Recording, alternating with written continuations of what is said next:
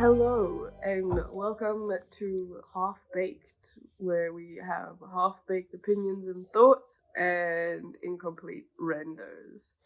Today you have me as your wannabe 3D artist trying to learn the ins and outs of the 3D world and how to do things, and we have Paul, the pro gamer.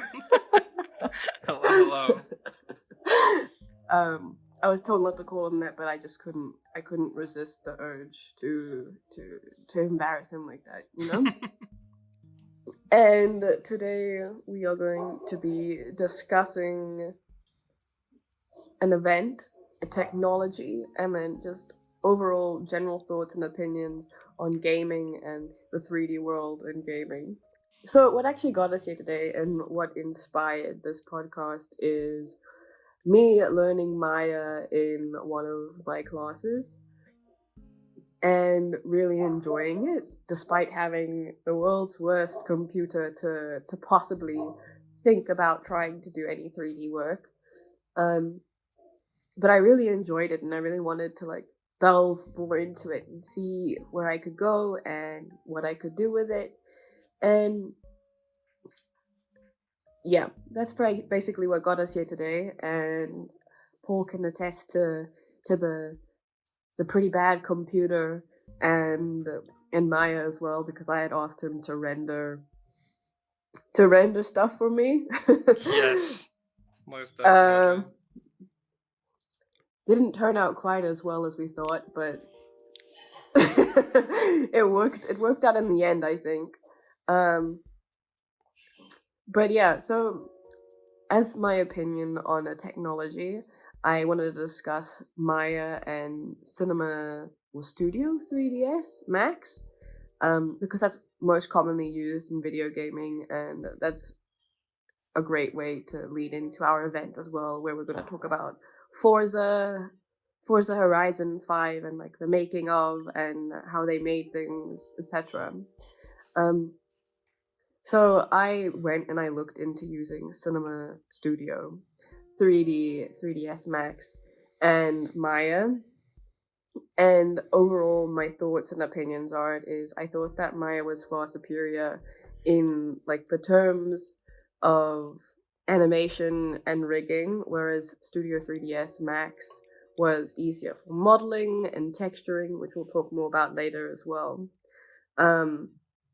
Maya was very intimidating to learn, whereas Studio 3ds Max felt a lot more intuitive, but that may have just been because I had used Maya before. But I definitely think if I were to recommend to anyone learning or wanting to learn about 3D, starting with Maya, just because it gives you a better platform to start. I actually tried to convince Paul to make just a shape in Maya. That is far more difficult than it looks. He was like, "Nah, I'm okay, thanks." But yeah, I feel like Maya is definitely a fly, definitely the route to go. But I mean, there's also a lot of open source free software.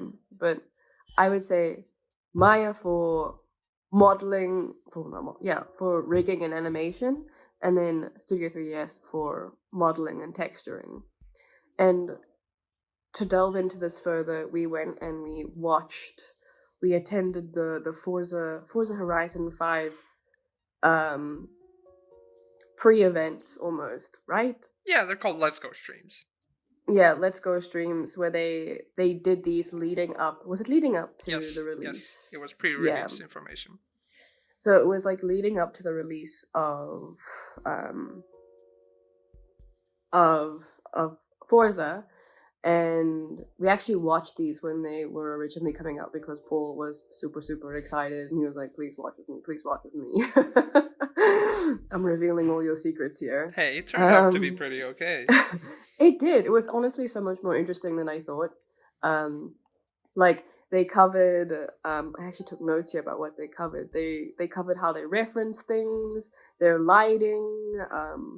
they talked about like all the little details that go into making Forza, and like the things that they literally went and did research on, and how like they sampled colors from real life, and like how they got the audio to like in-game sounds and stuff like granular synthesis and photogrammetry, um, Very which was fancy really words. interesting.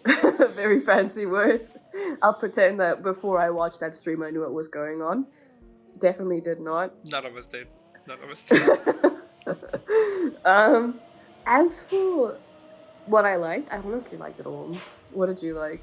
What did you feel was the most interesting part I for have to you? say, the photo geometry part of that, Grammetry? photogrammetry, where they Okay. all went in all of these locations and they shot plentiful, just a plethora of photo of a single rock for the matter. How they displayed Yeah. it in game, and it goes to think that making those video games doesn't necessarily mean just sitting behind a desk modeling everything in a 3D space virtually. A lot of this sometimes can be legitimately being outside on the field and taking reference Yeah. stuff and doing all of that. It makes me think of, I don't know, it was like, I think it was like a Wired video or something that we watched, and it was about, remember how they still actually model like cars out of clay before they make them? Yes, yes. It made me think about that and how crazy it actually is that like how much detail goes into all these things beforehand. And like I completely agree with you, like realizing and like being like, damn, like that rock is an actual rock. And like like taking it to this whole other level. For me, I think like the most interesting part was the audio, and like seeing how they went and sampled all this audio from like all these real cars, and every single car has like its unique and own original audio. I feel like that's honestly like pretty crazy to think about. Like they have, how many cars? Over 700 in the game, and they sampled at least Oh, over 300 new ones.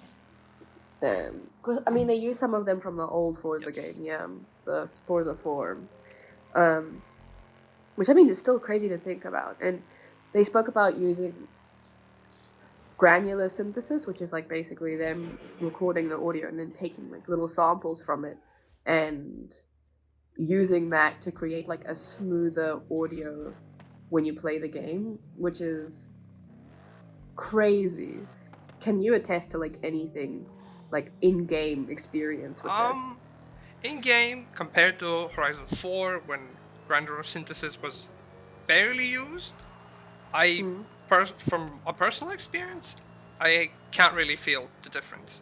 The state of things from the stream quite clearly gave away some of the key features of it, that it sounds smoother, sounds more responsive, but I personally have always found the sound to be relatively accurate to the real world counterparts. Okay, okay. I mean, as a not car person or a not car driver, even, it is definitely seeing it as like, wow, it makes you appreciate it a lot more. Um, The amount of little yes, detail that honestly, goes into this. yeah. Like I remember, it was, I think it was Charlie who mentioned saying like there's something like 42,000 needles on a cactus. Like they went and researched this and like And they looked this modeled up. it as Yes, well. the yellow-haired girl who haunts my nightmares. Um, but like have like imagine modeling like all of these things, and also it's not just every single car. It's the audio, it's the visuals, it is like the beach, the everything, even like the flags and stuff. You know, like it's nuts thinking about that. Do you think you appreciate that, like as someone who plays the game? I'd say so, definitely, yeah. Especially on the moments where you don't do anything fast paced, you get to sit there around and just appreciate the small, tiny details of whether it be ambient life, just the fauna, looking at Yeah. even for as basic things as like the road textures or the sand. Mm. you can really see the grittiness of it and the amount of minuscule stuff that adds up to this whole great experience in the whole one. Yeah. Like, okay, again, as a not avid video game player, I play like the basic things, like the I'm gonna call them pixel games, like the little like Terraria and like things that don't stress me out. Um, Forza seems like such a leap away from that, and also not even just a leap away from like current video games, but if you think about it from like the past, like I remember you talking about um RuneScape, which is like a video game that you've played, and like old video games that you've played before, and like even just comparing those, like RuneScape original, like the what what even size did you say it came in originally? Oh wow, 600 by 800, something like that. It It's was crazy. tiny. Like even thinking about something like that, where it's like going from this tiny video game. I mean, it was still 3D technically, Yes, yes.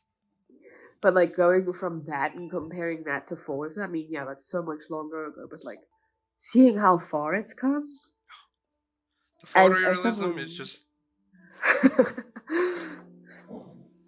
like as an end user and as a someone who's played from this like I'll call it the Stone Age, from the Stone Age of gaming with 3D to the I don't even know what you would call this. I feel like it's almost like a point of change where things are going to become even better. But getting from there to this point now, do you think it makes you appreciate the stuff more, like the graphics and the 3D elements, and does it make you also like wonder where it's going to go? oh for sure. Especially when after playing these new great video games that have these amazing visuals, and once you take a step back and, for example, revisit some of the older stuff, you really start to notice all of those smooth edges and all of the polished things around the new video games that Yeah, sometimes weren't the case in the older ones. yeah. I feel like I remember looking at you were showing me RuneScape. I'll put a picture up here so you can see. Um, me being like, damn, I could model this now. Is crazy. And then like looking at Forza and being like, nah, nah, nah, nah. That is like crazy. I could never do that. And I feel like that's going to be in like a few years' time. We're going to be looking back at Forza and being like, damn, that was pretty bad. Like, I mean, it was good, but it was bad. You know? Yeah, Like, I feel like it's an ever every single time a new title comes out, there's always new technology. There's always new ways to do certain things. Look back at what 3, 4, 5 years ago, ray tracing was like the yeah, biggest thing. It barely came out. It was like god untold technology that everybody was like blessed upon. yeah. I feel like also I feel like the rapid development of like rendering software and like technologies, like as I said, like with Studio 3ds Max and Maya as well, like it literally I had to go and dig into Forza's like job listings to find out what software they use. I literally went and like looked at their job listings and seeing what they were looking for people they were hiring, and they use Studio 3ds Max to model their environments. I mean, they use their own game engine. What's it called? Forza Tech, as far as I'm aware. Yeah, like they use their own game engine, but they still use like these softwares to make the actual like visuals before using it. And it's actually really interesting. Um, it's really interesting seeing like how these games like develop their own software and they become so advanced that they do this and they create their own engines to render stuff, even though they still use like Studio 3ds Max and Maya, and I mean with Blender coming out now, well, not coming out, but being used a lot more. It's also crazy.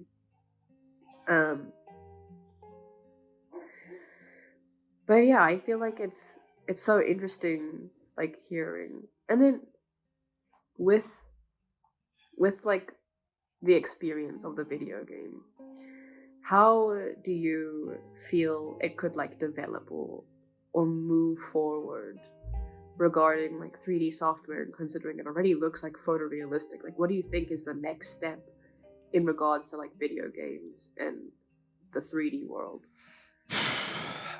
I'd want to think that the obvious answer to this is most likely going to be real-time rendering of light and shadows to a more pristine level, you could say, where it does not really Mm-hmm. take that much processing power and it's almost readily going to be available.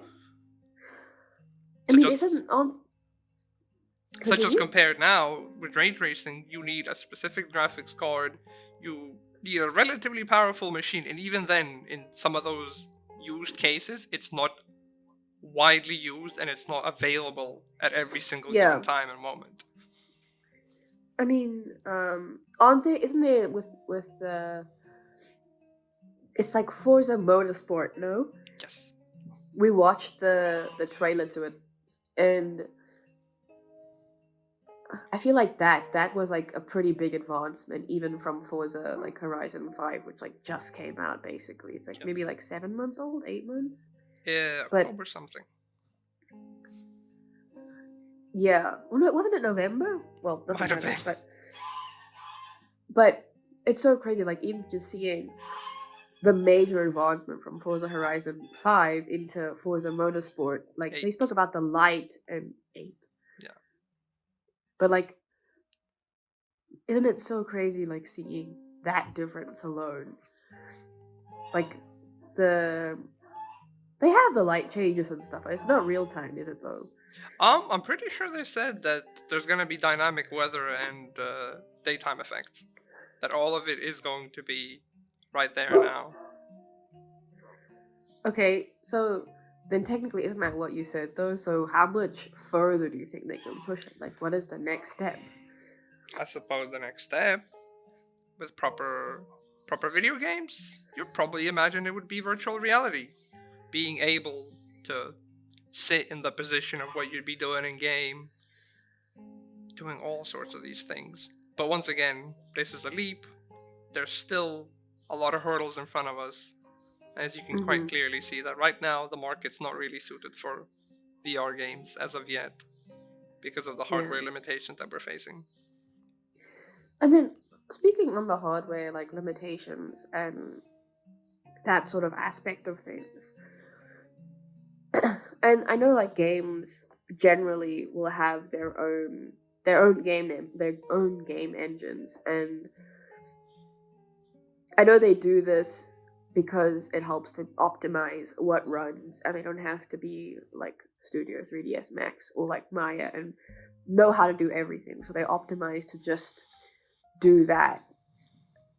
Do you think that that's going to become even bigger? Like, do you think they'd make engines better, or do you think that people's hardware is just going to become more beefy over time? Um, I think there's gonna be a little bit of both. Obviously, over time, they'll be able to modify the current engines or create new ones to Mm-hmm. better suit their needs and better suit the consumer. And with that goes, I feel like there's also going to be new hardware that's going to be most likely significantly more powerful, and who knows, it might be also a lot more cheaper, a lot more easily attainable. Fair enough. I feel like, I mean, the 3D like modeling, I guess.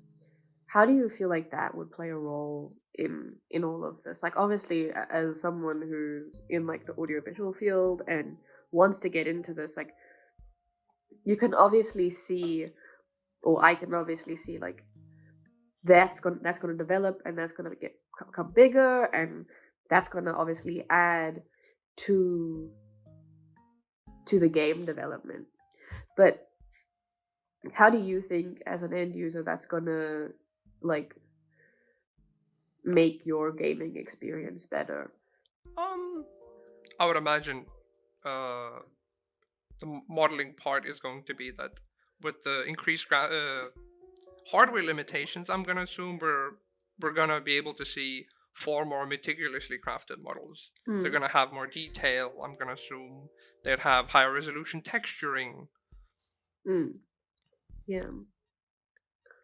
I mean, fair enough. Yeah.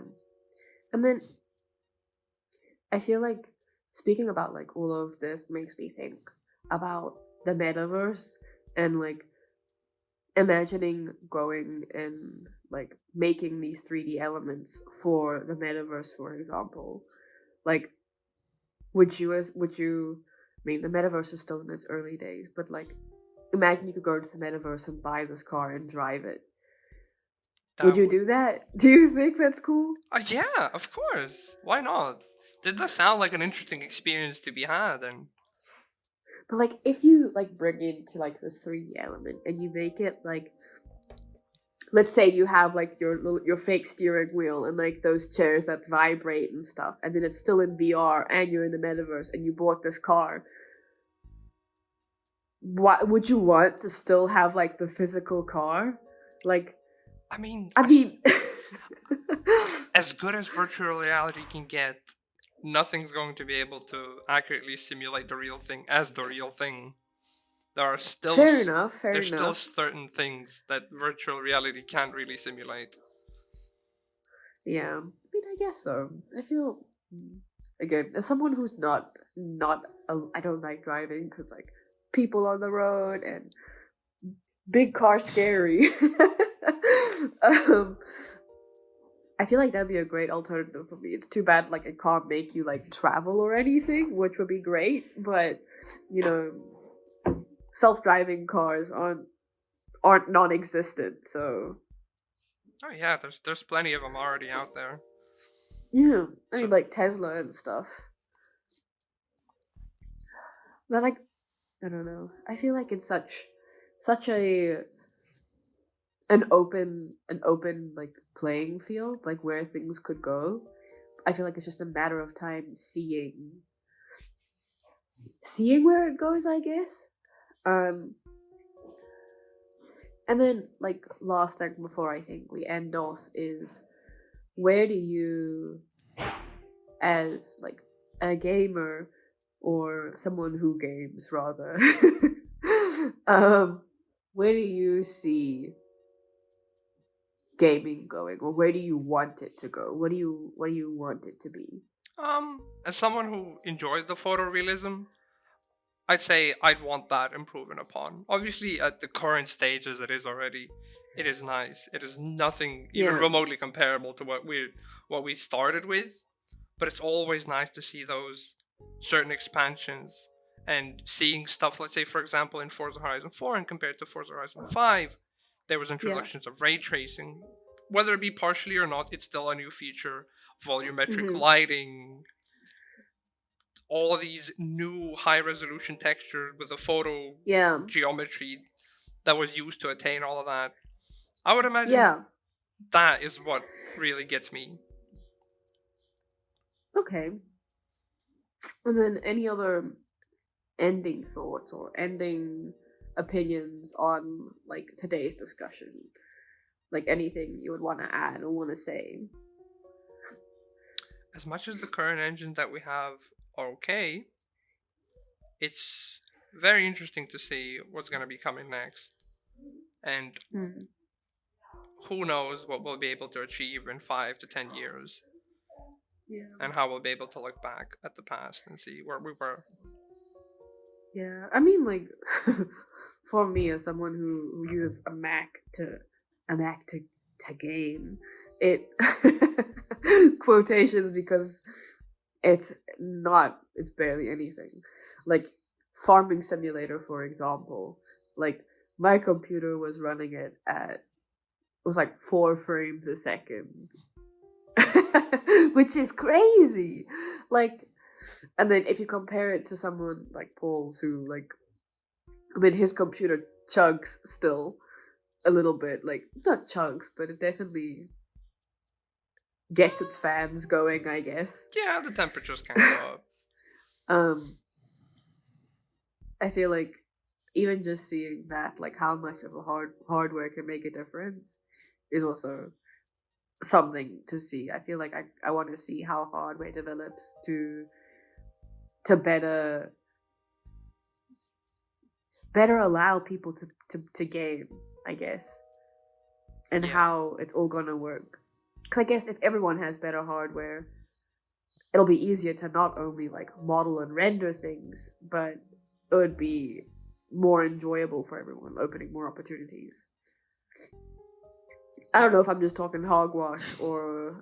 Oh no, for sure. If the baseline for the hardware would be like, okay, you can expect that people will have an X amount of resources available, I feel like it Mm, opens up a lot of these things. You won't have to uh, port things, whether it be from consoles or not. yeah. The limitations on the details of the models, once Mm, again, can be increased. All of the grittiness and all the complexity goes up a notch once you know that comfortably everyone is going to be able to utilize all of that. yeah. Okay. I get that. Anyway, I think that's it for today. Thank you very much for listening, and thank you, Paul, the video game expert, for joining. Thank you for having me. Um, and yeah, I will see you next time. Bye Goodbye. bye.